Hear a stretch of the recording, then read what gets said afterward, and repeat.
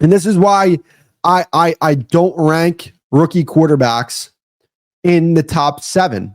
That's why Jaden Daniels, people were putting him in top 5. I'm like, hell no. Hell no. Absolutely not. You can't do that with rookie quarterbacks. You have 1 year of data on the guy. Whatever happened to quarterbacks playing consistently? Like, you need to have consistency as a quarterback to be placed amongst some of the best quarterbacks in the league, because some of the best quarterbacks in the league are consistently the best quarterbacks in the league. It's hard to play at that type of level for 5, 6, 7 years.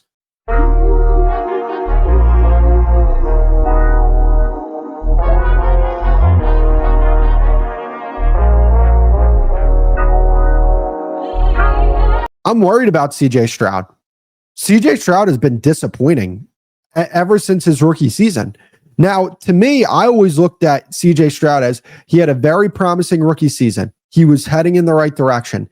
Now let's see year 2 and year 3. Can he play good football? Because people expected him after year 1 to become an elite of the elite quarterback. Hell, I even heard Chris Sims say that CJ Stroud was the best pocket passer in football after like week 1 or week 2 of the 2024 season. So like his second game in his second season. It was just never the case. Why can't we just let these quarterbacks develop and not place unrealistic expectations on these guys? But also, CJ Stroud didn't help himself either when he called himself a top 5 quarterback and went on a podcast and even said it. It's not like he helped himself in that perspective. But also, the fans didn't really help him because they put him in conversations that he didn't belong in after his rookie season. And my thing with CJ Stroud is he looks like a good year 3 quarterback that has struggling pieces around him when it comes to his offensive line, which is not very good. But also, CJ Stroud needs to take some accountability as well, because there are throws that he's been missing. And when you're looking at CJ Stroud as a guy who could potentially make $60 million a year, you got to ask yourself the question, is he worth that type of money? Because I know what the ESPN folks are going to say, the people who never ran a business, have never run an NFL organization, they're going to say, you got to pay him. You got to pay him all the money in the world, man. Like, I don't know.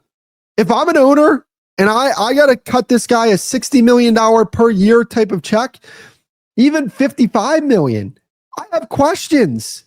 It has not looked good. Even last year, CJ Stroud, he did not look nearly as good as he did his rookie season. His play has dropped off from his rookie season. That is concerning. And even this year, you look at him, he's 30th in the league in QBR. And call it what you may with QBR. If you want to say it's a flawed metric, then say it's a flawed metric. But that's concerning. And when you come off the season that CJ Stroud had last year, I'm very, very concerned about CJ Stroud, about whether or not this guy is, I think he's a legitimate starting NFL quarterback. I don't have those questions. But the questions that I have about CJ Stroud is, can he be one of the 10 best quarterbacks in the league? Can he be a guy that you can win a Super Bowl with? I don't know if the answer to that question is yes. Yeah, I know people are going to say, well, if you build a team like the Philadelphia Eagles, he can win a Super Bowl. Do you know how hard it is to build a team that good? There's very few teams in the history of the NFL that have been built that well. So yes, he can win a Super Bowl if he has one of the best teams of all time surrounding him.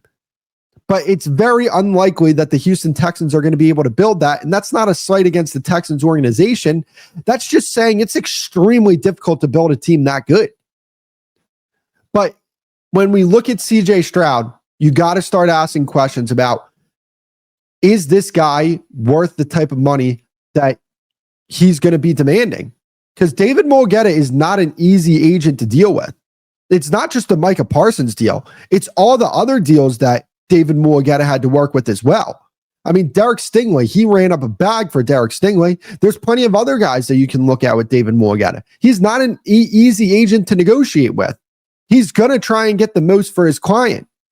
And if you're the Houston Texans, I think it's very fair to ask the question, is what we're going to have to pay him. Is he worth that type of money? Because I'm looking at him so far this season and what I saw last season from CJ Stroud. And if I'm an executive, I'm saying I'm hesitant. Like, we need to explore this. Like, it might be a tough negotiation. And yeah, I get it. You have a franchise quarterback. You got to ride that until the wheels fall off. But what we've seen from CJ Stroud these last 2 years, I don't know if you can warrant paying this guy more than you would pay Josh Allen, which I think he's making $55 million. Dak Prescott's making 60, but that's a very special deal because the Jones family they're not very good at negotiating contracts and obtaining leverage. So that's why that deal is that deal. But questions need to be asked about CJ Stroud.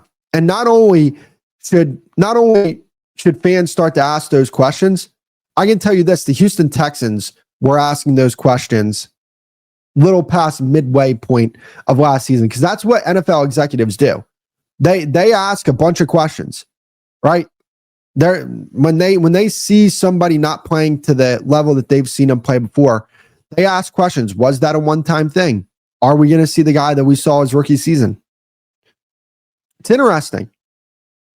And this is why I don't rank rookie quarterbacks in the top 7. That's why Jaden Daniels, people were putting him in top 5. I'm like, hell no. Hell no. Absolutely not. You can't do that with rookie quarterbacks. You have 1 year of data on the guy. Whatever happened to quarterbacks playing consistently? Like, you need to have consistency as a quarterback to be placed amongst some of the best quarterbacks in the league, because some of the best quarterbacks in the league are consistently the best quarterbacks in the league. It's hard to play at that type of level for 5, 6, 7 years. Like we've seen from Mahomes, Allen, Burrow, Jackson. And even when you look at the tier 2 of quarterbacks, which we'll get into, to me, the tier 2 of quarterbacks are, you're looking at Stafford, Dak, and Herbert.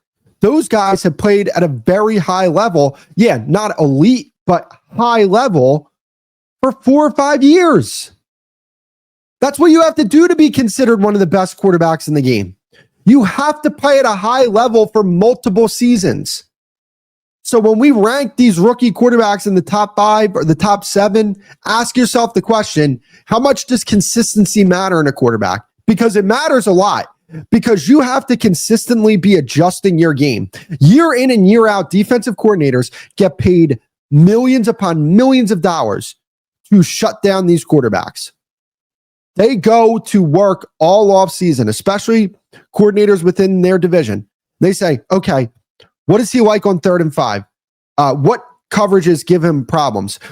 Does he struggle reading things pre-snap? Can we disguise things? There's so many questions that they ask, and there's so many things that they throw at these young quarterbacks. It's a lot. It's a reason why a lot of times the sophomore slump, it happens. I know Ben Garcia on his show on Kretschman Media said, the sophomore slump, these guys don't just forget to play football. It's more than that. You can deny it all you want. Sophomore slumps exist. And we see it a lot more than we don't.